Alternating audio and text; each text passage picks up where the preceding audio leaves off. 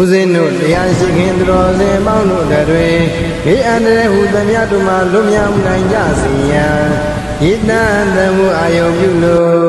ဦးဇင်းကမေတ္တာကရုဏာရှိထားကဖြင့်တကြီး33ပါးကိုရွတ်ဖတ်ပူဇော်ပေးမှာဖြစ်ပါတယ်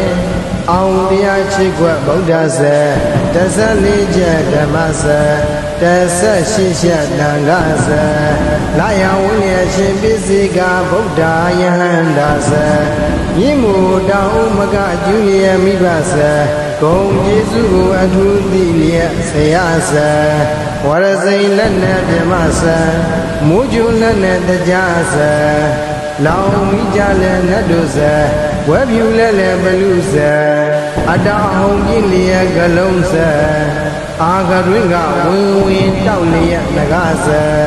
3000သင်္ရှာဟိမဝန္တာအာနာဆိုးလျက်ဤဟဇတ်ဇာကြီး33ပါးယုတ္တန်ကြားကဘေးမြမြင်မှုမကောင်းစုတို့ဝေကရှောင်းခြင်းအောင်စေတတ်သည်မြတ်တိစရာပညာတိအောင်နမောဗုဒ္ဓ ानु ဘာဝေနာအောင်နမောဓမ္မာနုဘာဝေနာအောင်နမောသံဃာနုဘာဝေနာအောင်နမောဒူဝေသွားဟုံဟုံဇာကြီး33ပါးကိုအရာဝင်တိုင်းရွတ်ဆိုပါက